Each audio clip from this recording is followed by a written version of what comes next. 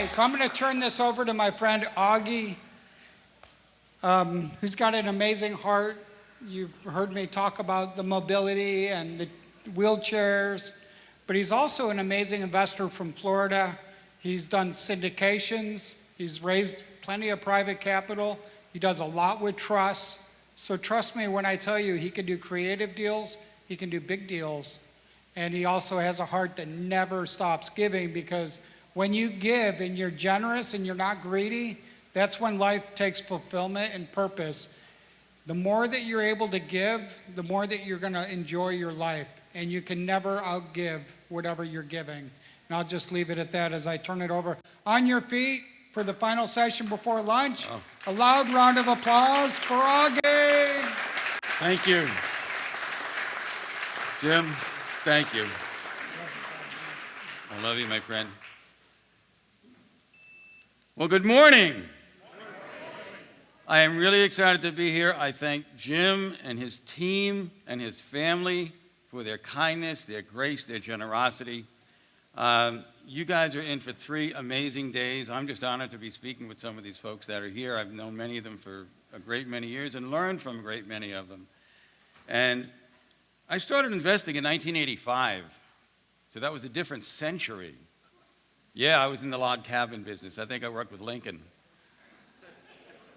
No, not exactly true. But yeah, 1985, I bought my first investment house. It was going to be my residence, and I became an investor by accident. I converted it from a single family to a 2-family house. I finished the basement. I lived on Long Island at the time, and all the houses had basements. 20 years ago, I moved to Florida. You can't find a basement for love or money. So now I have to Airbnb my house when I travel. But we've been really fortunate. We've learned a lot along the way.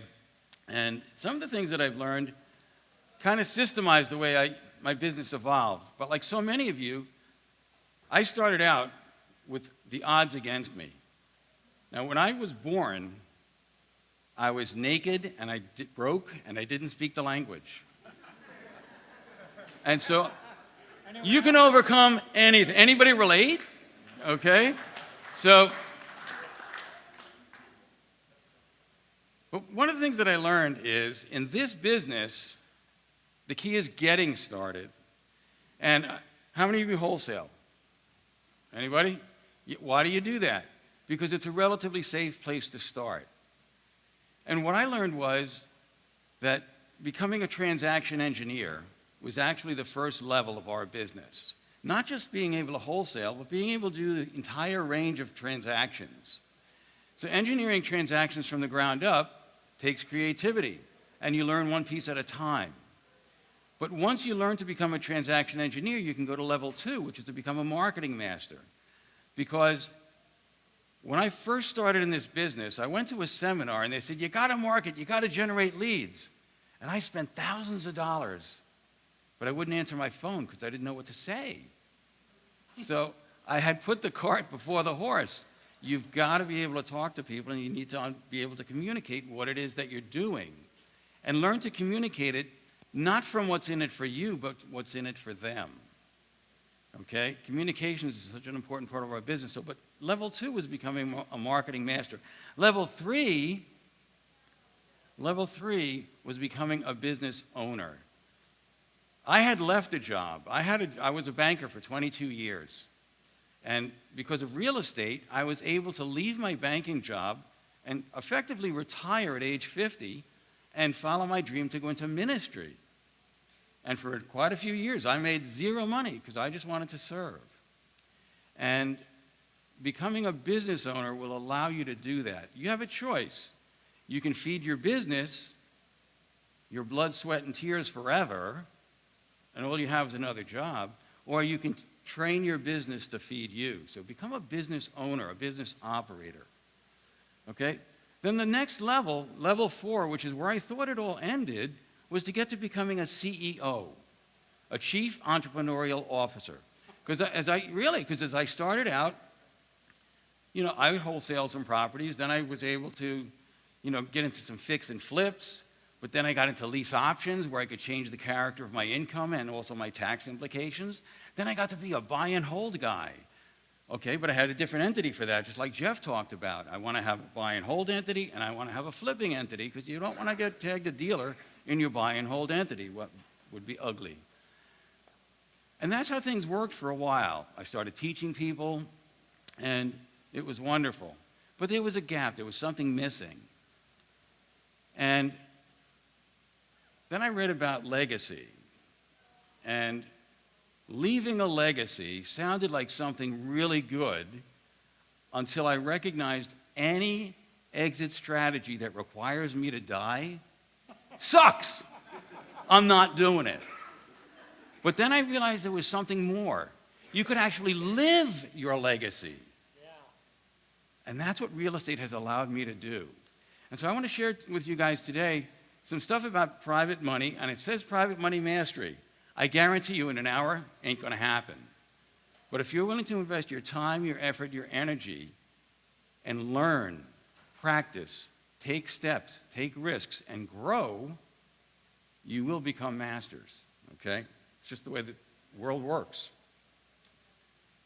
So private money is commonly used term in banking and finance, and it refers to lending money to a company, an individual, by a private individual or organization. Thank you, Wikipedia. I see it a little bit differently. Okay, I see private money as a result. Okay, it's the result of presenting and providing profitable opportunities that help individuals to better their financial position and enhance your own. Okay, I have never once in my life asked somebody to loan me money. Because what happens when somebody approaches you and says, would you lend me some money? Chuck, would you just lend me some money?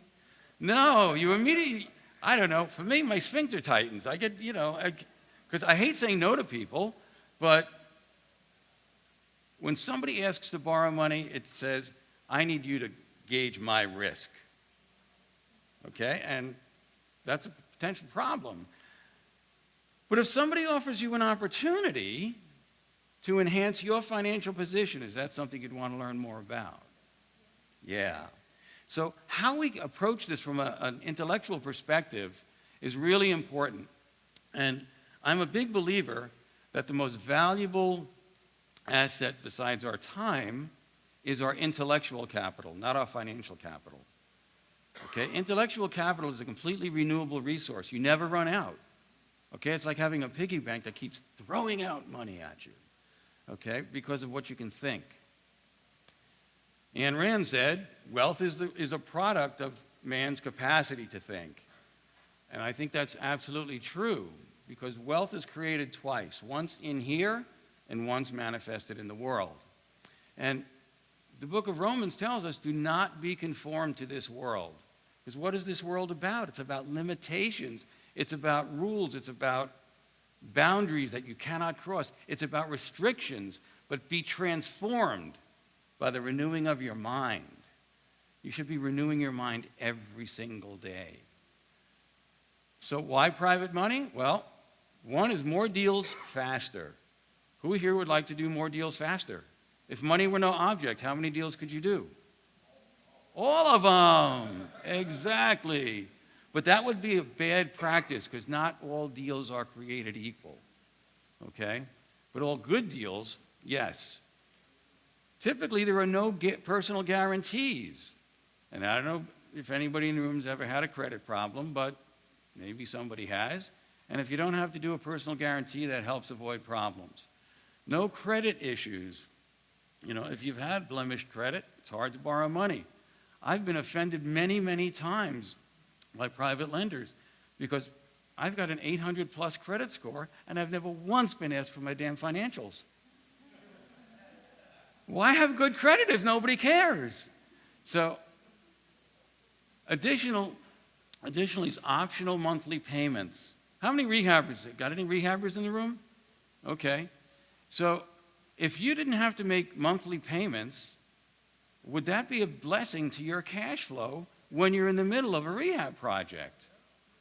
Well, if you learn to work with people who have IRAs and solo 401k plans that are under 59 and a half, they don't need the damn money anyway. They may be willing to get paid when you do. So if that's the case, you can improve your business by not stressing out over, I've got 5 projects going on, and I've got $20,000 a month going out in payments. Okay? As long as the deal was solid when it was underwritten, whether you pay monthly or you pay at the end,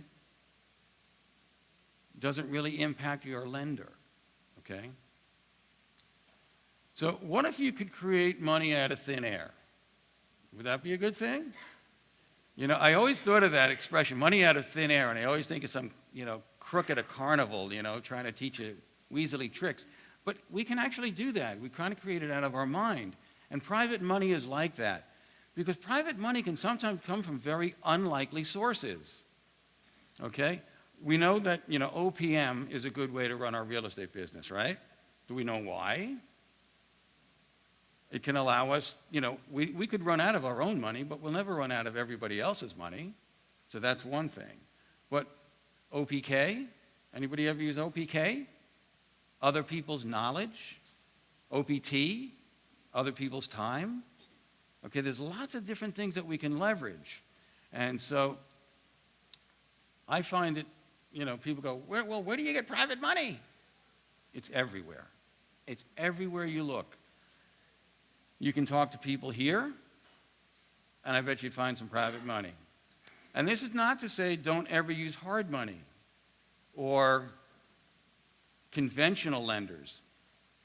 It all fits into the scheme of what we do. But building a private money portfolio can allow you to do things quicker. Okay, it can also allow you to have better terms than you might get somewhere else as you grow. If you're brand new, I would say talk to every lender that's out here as a sponsor. Talk to all the sponsors anyway. But you need to have people that can help you when you're new vet your deals. And hard money lenders are smart people. At least the good ones are. There's some that are crooks and they're not very smart. But the folks that are here, honorable, reputable, and leading with integrity. Okay? And that's just fact. So money is everywhere. There's literally trillions of dollars in retirement plans that is lazy and doing nothing. And I'm going to show you a question that I ask later that has given me access to millions of dollars. But first I want to talk about my buddy Yoda. Now, Yoda is a very clever fellow because he mucks up the language every time he opens his yap. Because I should be telling you to think different, but he's saying, no, different, think. But when you change the order of things from the norm, it causes your brain to pause and to think and maybe consider it from a different perspective. And that's what I'd like you to do today is different think a little bit, okay? Because I've got one word that can buy all the houses you want. Anybody want to know what it is, or should I stop now? Spill it? Spill it? Is that what you just said? That's good. Okay. Well, it starts with an S. Anybody got a guess? An O, a C? An O? No guesses. Wow. P, E. Scope. If you write nothing else down from this presentation, write down this word because it's not just a word, it's an acronym. And I'm going to put this clicker down for a few minutes and we're going to go through this acronym. Okay? Because when it comes to raising money, I can create millions and millions of dollars with these 5 letters. The S stands for my favorite private lender. They are the seller. Seller financing is a form of private lending. And they don't even know that they've become your private lender. You can negotiate great terms. Very often you can negotiate great rates, like 0 interest. Sometimes you can negotiate, what's your favorite way to buy a house? Chuck? You're just a lender? Okay, well that's cool. What's your favorite way to buy a house? Terms, okay. My favorite way to buy a house? Nothing down, nothing a month. Can we all afford those terms? Okay? Now, the way this came about is I'm one of these guys that I do draw boundaries. I do draw lines when it comes to doing deals. I have a stopping point I will not violate. because every time I used to violate it before it became a hard and fast rule, I lost money. And I don't like losing money, or else I didn't make as much as I should have. So I will only pay so much for a property, and if we can't get to that point, I'm going to walk away or adjust the terms, and then maybe I can stay. So I get within $5,000 with this seller. And man, she dug her heels in. And she was a tired landlord, but she said, I'm not going any lower. I said, well, geez, I'm not going any higher. And we're so close. And then it dawned on me, what if we negotiated something besides the price? And so what we negotiated was time. I said, if I came up with a way that I could pay you, and it really galls me to do it, but if I could pay you what you want, which is more than I want to pay, is that something we should talk about? And she said, yeah, I think so. I said, well, if you're willing to get paid the same day I get paid, I'm going to give you your price. And she said, well, how long will that take? Well, I said, I've got to renovate your house. And it's pretty deplorable. We both agreed on that because she told me this house is deplorable. My tenants were the worst. So I always use their words whenever you can, okay? And so, long story short, I said, if I can't sell this house in 13 months, fully renovated, I'm going to give you the keys back. And so what we did is we closed. I gave her a single payment note, no interest. We renovated the house, and I sold it and paid her off in 4 months. You think she was happy? I was happy too, because we made a quick $27,000 in 4 months. That's not terrible, because I had other projects going on. It wasn't a home run deal. It was a small deal. But nonetheless, the seller, as my financing solution, was excellent on this renovation that allowed me to buy it for nothing down and nothing a month. My bigger preference when I'm buying with seller financing is I want rentals that way. I want long-term financing, but she needed short-term cash. So we found a way to make it work. Wholesalers in the room, you guys should learn how to negotiate terms deals so you can not only buy on terms, but sell on terms. You'd make your margin and you'd make money on the money, but that's another day. C stands for cash. Now, wait a minute. We're raising private money. How the heck do you use cash if you're raising private money? I have a bunch of friends with IRAs, and they love buying notes. So I can simply create a note, sell it to them, and what did I just come up with? Cash. Okay? Simple solution. O stands for options. I love options on property, preferably when I'm buying, not so much when I'm selling, because I like to keep my options open. But we can use options. Sometimes we can couple them with a lease. And properly written, we can use a relatively small amount of money to acquire the option. And if we couple it with a lease that we can sandwich over a long period of time, I can lock in the appreciation, because in my option agreement, which I'm going to make as long as possible, I lock in all the future appreciation on that property. And if I write my option correctly, I'm also going to write it so that I'm going to pay them the difference between the equity in the property today, or pay them today's equity. So say they've got a $200,000 mortgage, and it's worth $250. I'm going to buy it for $250. Well, that means I owe them $50,000, and I'm going to pay them that $50,000 sometime in the future. So now I'm going to capture all of the amortization too, because I'm the guy creating it. So it's just like owning the place, because you control it with the paperwork, and whatever debt was on the property is part of your private financing. And now I also get the appreciation as well. So it's another technique we can use. P stands for private money, and that's basic, regular talking to people. And we simply want to work with people who want to get better, safer returns. Okay, my whole deal with investing is safe, profitable, and creative. Those are the way I examine deals. And I really appreciated Mary's concept today of safety. You know, think big, safely. Okay, because it's easy to do things right and maybe make a little bit less than try to do something stupid and start all over again every other month. Okay? And then E stands for existing financing. Okay? That's buying subject to, or what I call the TOPS program, where we take over payments. And you do that, you know, using a land trust and some other strategies and techniques. And why is that a great way of creating private money? Well, you're using the bank's money as the bank is your private lender. They didn't check your credit. It doesn't go against your debt-to-income ratio. And you are not on public record anywhere with that transaction, either as borrower or title holder. So you can really build. And buying subject to or using existing financing, for those of you that are in the short-term rental market, is an awesome strategy.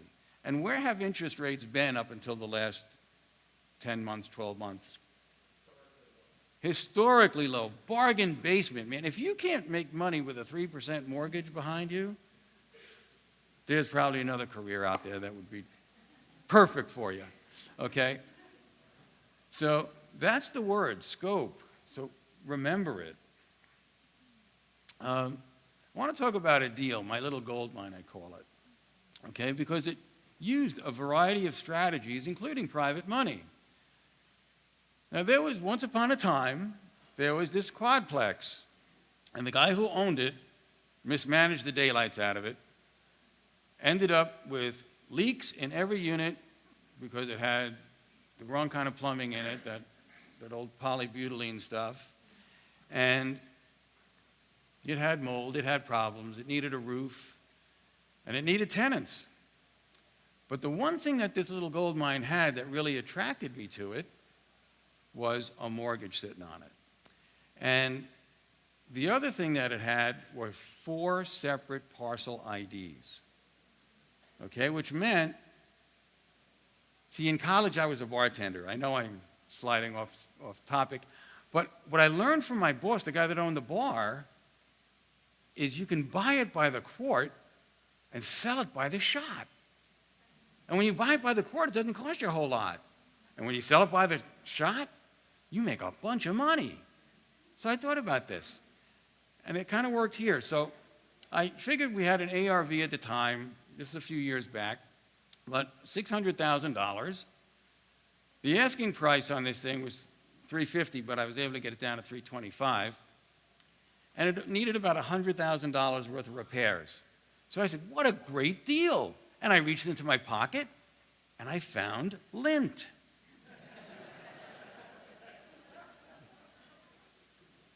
So now I said, okay, God, I think this is the intellectual capital time. We got to figure this out, you know? So we did. And what we were able to do was we took over $260,000 in debt. And this was an old, goofy loan where you could actually pay negative amortization. You could pay less than what the normal amortizing payment should be. So that was attractive because I wasn't going to hold it for too long, but I wanted to hold it for a year and a day. And why would I want to hold it for a year and a day? Right, tax purposes. But this was a fix and flip. How do you make a fix and flip into an investment? I'll show you in a minute. Okay? The wholesaler allowed me to finance their fee. Okay? We were getting really creative here, so I had a little private money coming out of my wholesaler. And I got a $100,000 private mortgage, okay, from a private lender, a second position, okay? And so if I take a look, I needed $425, and I was able to $260 and $90. So I got $390. And that's all I've got to work with. The numbers didn't quite jibe, and then I said, well, I know what my exit strategy is going to be, because I need time, and I need some rental income in order to qualify this as an investment, so why don't we do lease options? And I collected $40,000 in option fees. And just magically, that put me over the threshold I needed to get this whole thing done. So what we did is we did all the outside work, put on the new roof, replumbed all 4 units, and the first one finished became our model home. And we sold that puppy 4 times. Okay? And it was in a college area, so this was going to become student housing by parents that were going to be shrewd investors. And I gave each one of them a deal, a special deal. And the special deal that I gave them was that if you close within this 2-week period, I'm giving you a $10,000 discount to what the market price would be. Because I was going to make a bunch of money if this whole silly thing worked out. And if they didn't do what they were supposed to do, and we had it written down, signed, sealed, and delivered very, very neatly, and if they didn't perform, their price went up. And if they decided not to close, that non-refundable option fee, well, that was always going to remain in Hip National Bank. Okay, you should all open a branch of my favorite bank, Hip National. It's a good one. Okay, so it all came to pass, and we ended up doing extremely well. We ended up with a net profit on this deal before taxes of $176,000. And it's one of the coolest deals I've ever done. I love to teach this deal because of the fact that we used, and subject to, we used one unique source of private money, a wholesaler, but they got 9% on their money too, and they were happy with that. But they allowed it to accrue. So I had no payments on that. That $100,000, that came out of somebody's IRA. I had no payments on that. And that $40,000, those were fees, baby. As long as I delivered them the property, I get to keep them. And so when it came to my cash flow, the only thing I had to make payments on while the time we held the property was on that $260. And I think I paid about $1,500 a month. And I once took a look at this deal. If I had to go with traditional hard money at the time, the deal wouldn't have been a deal, or the risk would have been too high.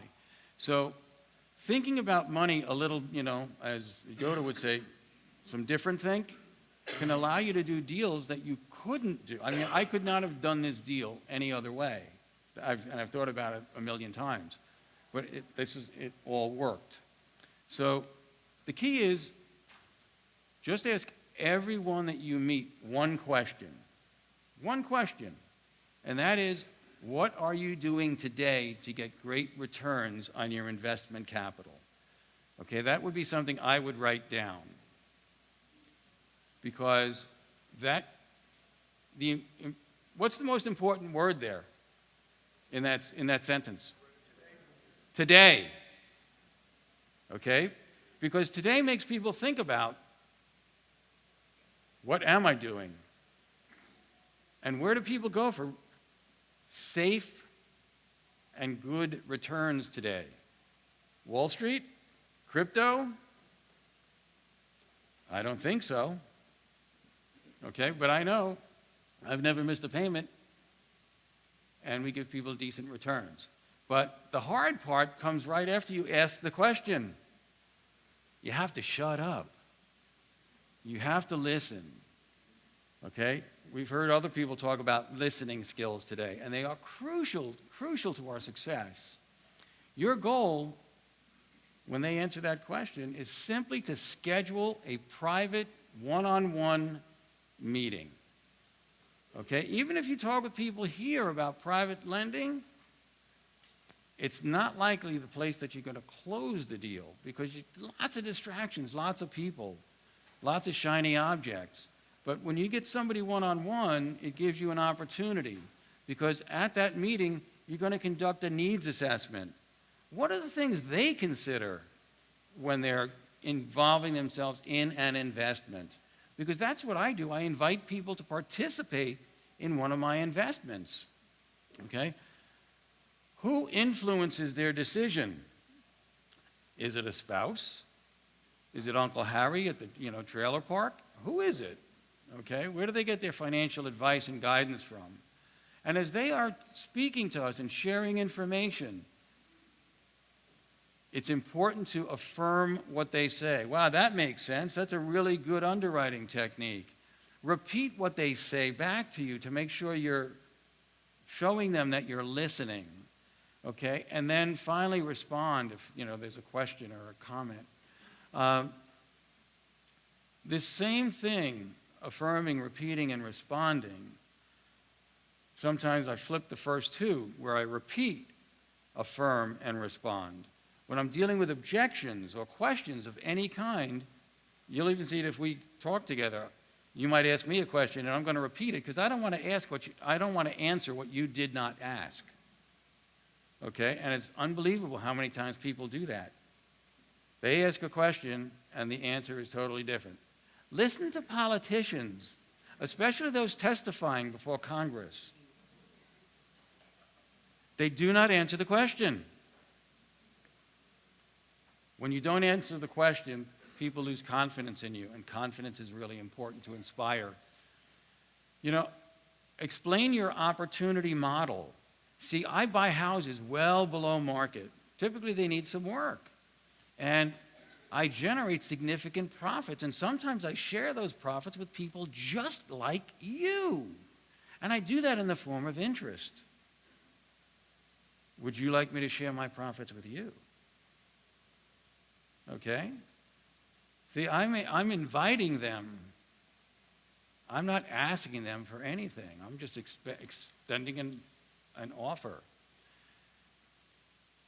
We want to get to the point, how long does it take to access your capital? Well, I have an IRA from an old job, or a 401k plan from an old job, but it's invested in Merrill Lynch or somebody.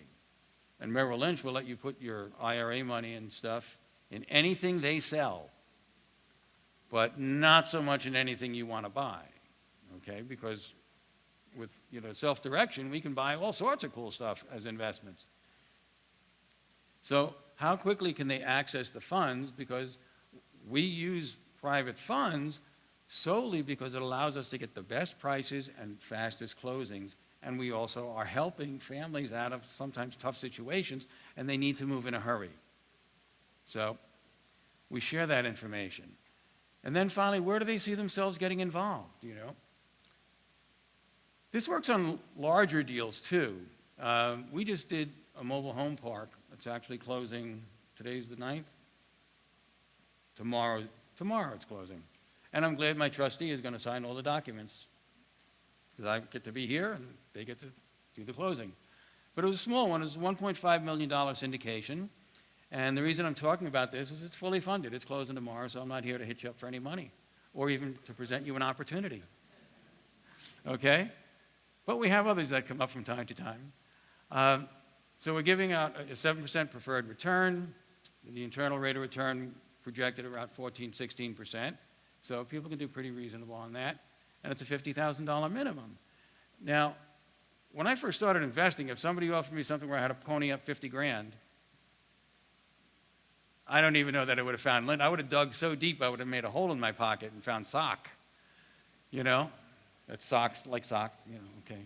But anyway, this sold out in 10 days. Why? Because I went to a pool of people that I've worked with over and over. See, that's the beauty of private money, is it's been almost humorous or ironic that I have found people over the years that, I've got like 20 grand and it's all I've got. Okay, well, I'll take really good care of your money. And I always have. And the funny thing is, you pay them back, and they say, oh man, I found another 30,000, and now you got 50.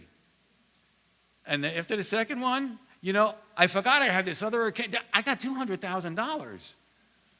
So the numbers will grow over time. The other thing that's important to understand is people grow over time. I started with this couple, Simon and Donna. God, it had to be around 2007, 2008, 2009, somewhere in there. And they were a young couple, just had gotten married. And they decided they were going to move to Europe, but they had $9,000 that they wanted to leave in my care. And so it was private money and small, but it was unsecured. Okay, you have secured where there's a mortgage on a specific property that the money's on, or as you grow, and don't do this if you're brand new. Okay, you don't want to take people's money unsecured because you'll eat it, you'll spend it, you'll lose it, and not only lose a friend, probably find yourself in court. But from 2000, let's say it was 2008, to when I finally paid them off everything, because I just didn't need their money anymore, and I was able to redirect it to some other people, our relationship grew from $9,000 to $500,000. Because while they were traveling Europe, he's a pilot, and he got a job, and then he ended up leading the fleet for a billionaire. I don't know how he got into that thing, but he used to call me, from Europe, and he'd say, I have another 50,000 golden soldiers I'd like you to send to war for me. Have them go out and capture some of the enemy, those little interest guys, and just keep it all growing. But this is a couple, they were just a young, newly married couple in their probably late 20s, and I don't usually work with people that young as private lenders, but they were just sweet young people, and I had no idea what his future was going to look like. But just think of that. Had I said to them, that $9,000, that's just a waste of my time, that $500,000 never would have showed up into my life. And I made a lot of money for them, but their money also made a lot of money for me. So keep that in mind. So you need to know your private lender. So what are their needs? Okay, are they in a high tax bracket? Okay, because some people, you'll want to structure deals that meet your lender's needs. So what's the best deal structure for them? Sometimes you might bring them in as an equity partner on a deal. Sometimes they'll go to a bank and they can borrow money and get a 30-year cheap mortgage. Not today, but, we had a time. And so if they get half and you get half, what did it cost you for your half of the house? Zero, right? They put up the money, you put up the deal, and you might manage the deal. You might even collect a management fee. So lots of different possibilities. So do they need cash or cash flow? That's going to change the way you structure things. If they need cash, well, that's something where they may be able to wait for the cash, or you're just going to put them in short-term deals. If they want cash flow, you might be able to put a different kind of structure together, where maybe you give them 8% of the cash flow monthly and a piece of equity on the back end. So they get a little bit of the best of both worlds. Lots of ways to structure. So maybe, like I said, maybe they can obtain a loan, and that can work out really well for both parties.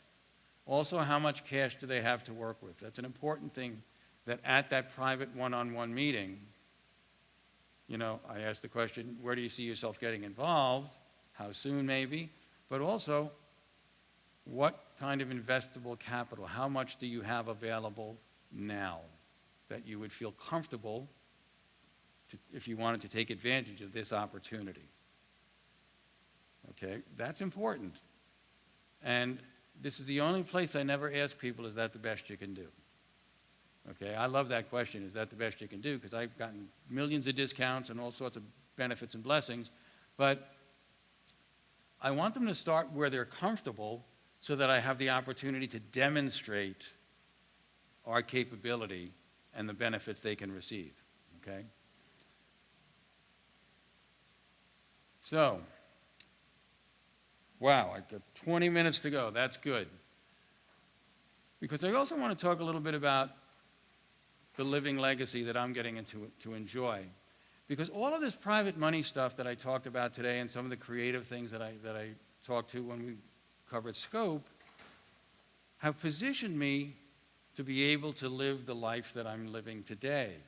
And it's so funny, because I look back over my shoulder every now and then to kind of take 2 seconds to claim the ground I've taken, and we tend to overestimate what we can do in 12 months, but we underestimate what we can do in a decade.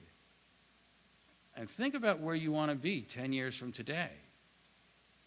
Okay, what does that look like? Because the odds are you might be there in 5 years. Share the Love is a 501c3, but more than that, we are a high-impact global mobility mission. And what we do is we deliver wheelchairs to people around the world. We raise funds, we pay one salary, and that comes out of my friend's company. So everything that we raise goes into wheelchairs. So that's made me happy when I learned about it, because I don't want to be paying administrative fees and salaries to a charitable institution. I want to help people. And so Share the Love came about to serve this particular need. And the need is significant. We need about 100 million wheelchairs, so we have a lot of work ahead of us. And it is what I classify as a God-sized goal. If you want to read a really good book, Chasing the Lion by Michael Batterson, it's awesome. He says if your goals don't scare you, they're too small. Just let that sink in for a minute, okay? But with Share the Love, we travel the world. I spoke here in September, and we did well. And what was interesting was, from September to now, I've been to Mexico twice delivering wheelchairs. I've been to Nicaragua, Trinidad, and Kenya. And it has been an amazing experience. I was glad that Jim picked this week, because this coming Tuesday, a week from today, I'm on a plane for the Philippines. And my wife and I and some other friends and many investors, we travel with a lot of investors, we get to travel and see this stuff. And this next 3 days, we've got some activities planned. We're going to do an auction tomorrow, and we're here to raise money. You know, Jim talked about generosity. And it's funny, because in 2009, my buddy who actually started the charity, he hit me up for a donation. So I wrote a check, you know.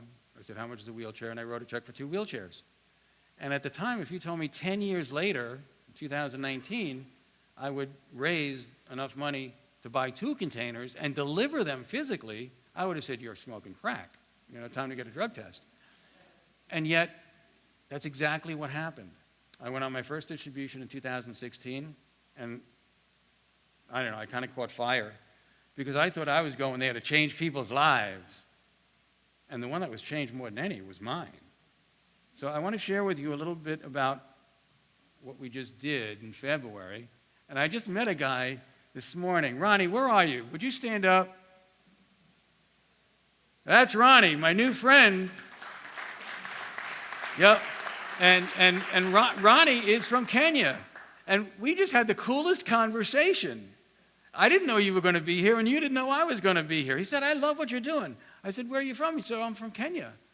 And I came here, went to college on a scholarship, and now I want to learn about real estate investing. I said, that is so awesome.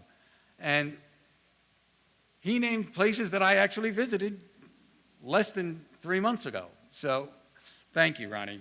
You're awesome. And this is Dennis. And if I click this button, Dennis should, we should see a little bit of a video. And I just ask you to indulge me. Let's see. Here we go. Okay. Oh, the sound is awesome.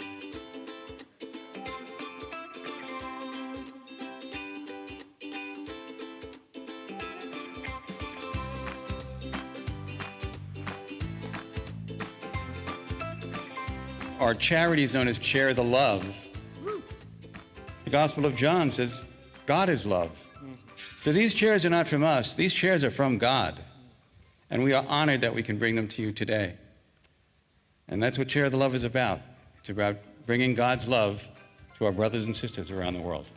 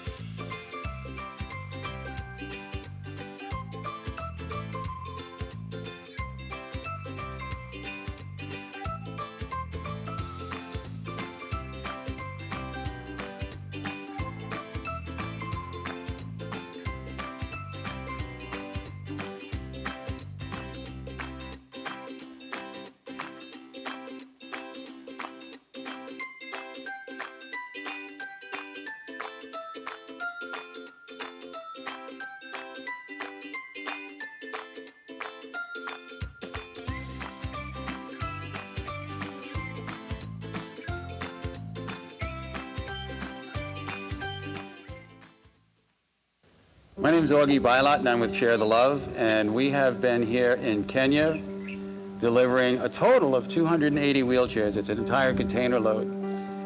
This whole trip began about a year ago when we began raising funds for the trip. A container load of wheelchairs costs $62,000. And it's not about the money, it's about the people that we get to serve. Our goal is to provide the gift of mobility to people who have neither the means nor the access. What do we get for it? Well, number one, we get to travel, but the thing that we really get are smiles. Smiles and hugs from the people that receive these chairs. I met a woman a couple of days ago. She'd been waiting over 20 years for a wheelchair. I met a man whose brother has carried him for 27 years since he was born, and he got his first wheelchair 2 days ago. Now, I get a little choked up when I talk about these things, but I get choked up because of the joy. I met a girl this morning who's going to get to go to school. She's proficient in English. She does well when she has a little tutoring in her home, but she can now actually go to school. These are powerful gifts. It's a wheelchair. It's a few $100s for us, but it's a life to someone else. And it's not just the recipient of the chair, it's the whole family. Sometimes it's the whole community. I met a man today who's had polio for 20 years. He's walked on those metal crutches. He's also the father of 8.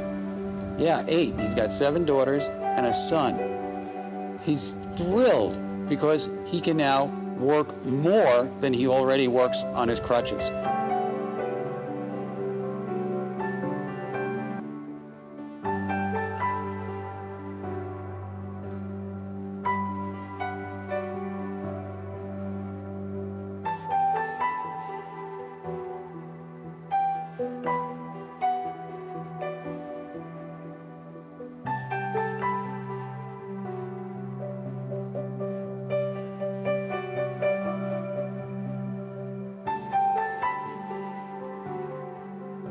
Kwa majina naitwa Margaret. My name is Margaret Chikimbuyi CTNA. Since this child was born, when he was 4 months old, I discovered he had a problem. I tried different forms of treatment, but it didn't work. I decided to try physiotherapy, which would cost $3.5 per injection. This continued until the doctor advised to discontinue the injection as it was hurting the child. Yes, that's how he was created. We tried to take him to school, which didn't work either, as he was unable to write as his hands were incapacitated. I took care of him until a time he was given a wheelchair, which with time became dysfunctional. For now, he has no wheelchair, and I have gone to county offices to borrow one, and they have promised to give me one come February.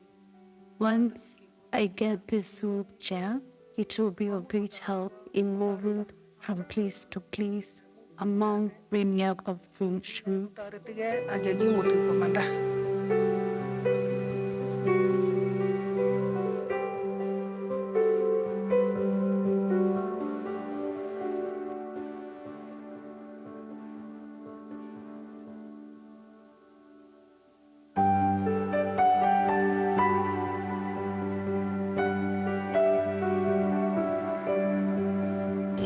Kwa majina naitwa Evelyn Chepkeni. My name is Evelyn Chepkilini. I was born here in Mugundoi. I was born and grew up okay until I was 9 years old. Since I got this disability, I have been facing many challenges. Life has been hard. Walking has been a problem. I have been looked down upon.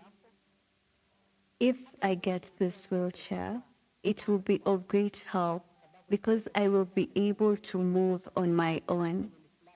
I've really gone through a lot. Being carried every now and then, you become a burden to others. I will be so happy to get this wheelchair. Na nitafurahi pia.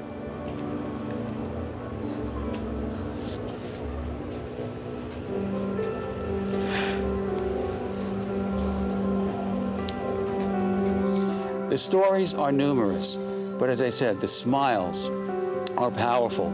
To see someone going from crawling on the ground to soaring and smiling is a priceless gift. My name is Peter Mel from Kapsabet, Nandi County. I want to pass our regards to the donors who have given us our wheelchairs today. We know it's not rare to get people that assist us to move from one point B to point B because we did not have the wheelchairs to move. But now we have funders that have assisted us. I personally take this gratitude to pass my regards to them for assisting us wheelchairs to move from point A to point B. We really pray for them to live more and more years so that they can assist more people walk from point A to point B. That's a great honor to us, people with disability. So we really say thank you. Kwa majina naitwa My name is Margaret Chepkemboi CTME. I thank God for His goodness. You came and assessed us, and today you've given us a wheelchair. We really thank you, and we pray for more blessings to you. Again, to the doctors who've been attending to my son, I thank you. I pray to God to continue blessing you. Thank you. asanteni. Kwa majina naitwa My name is Evelyn. I come from Gundoi. I am so happy for your kindness towards us, for giving us these wheelchairs. Personally, I am so glad because there has been a great reduction of challenges. Firstly, in terms of movement, going to church will be easy, doing my house chores will be easy. I am so happy and thankful to the donors. May God bless you because you've really helped us. This is my first time getting a wheelchair. I really thank you and pray for you. Thank you very much. Rudi nyumbani, Mungu awaongoze. Thank you very much. I'm thrilled that we got to come to Kenya. I look forward to coming back to Kenya. And I can tell this story over and over again to all my friends back in the United States. But I'd love for you to come and visit with us many of the countries that we get to see. Kenya is a very special place because nowhere in the world have I seen smiles like I see here. It is something about these people, their kindness, their grace, even with severe disability, hardships that many of us could never fathom. They manage to get that smile on their face and they light up the world. I swear the Holy Spirit is on fire inside them.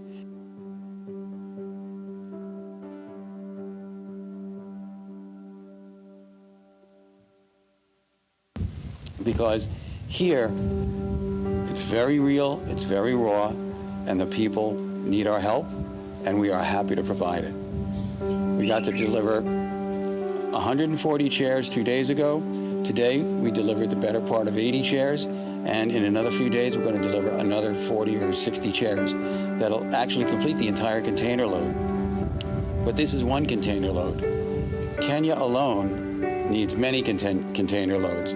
Across the globe, we need about 100 million wheelchairs because that's how many people need one and can't afford one. So I thank you, I thank God, and I look forward to coming back to Kenya and visiting many other people.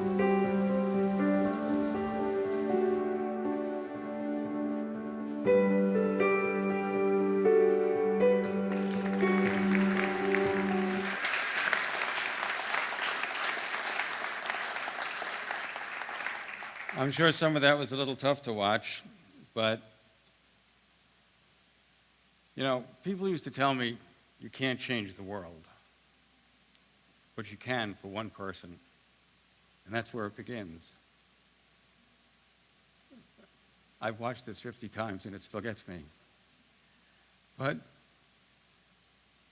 with your help, and I mean with your help, not just financially, We need volunteers, we need ambassadors, we need people that are willing to step up in their own communities to help spread this message.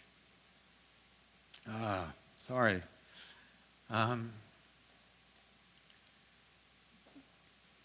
But when you see the joy in somebody's face, I met a woman in Mexico, and she said, we gave her mother a wheelchair, and she said to me, I think I appreciate this gift more than my mother, because for the last 2 years, she's been bedridden, and the neighbors keep asking, when did your mother die? Because the woman used to be out all the time.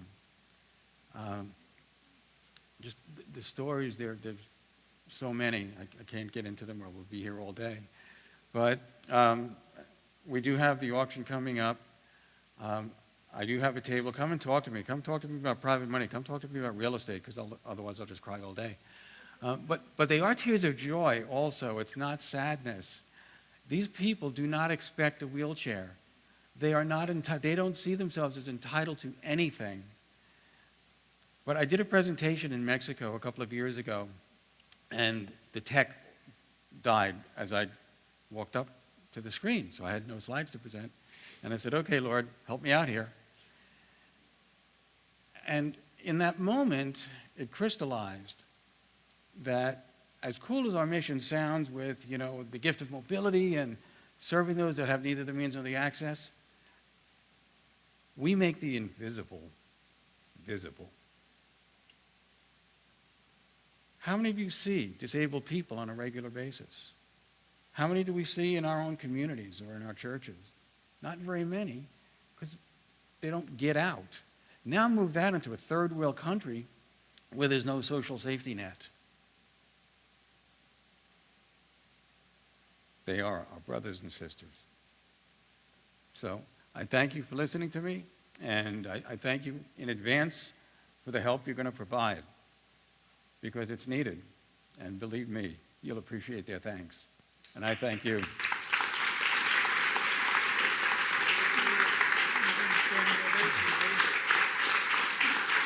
Thank you.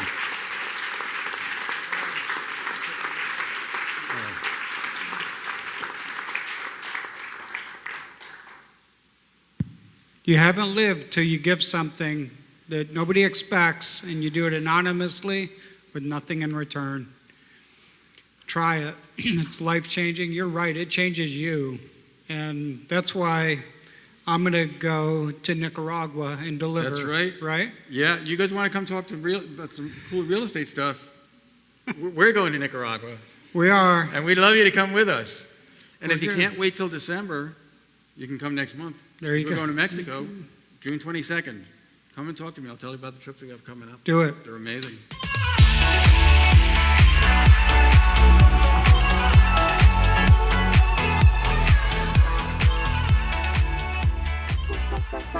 Thank you.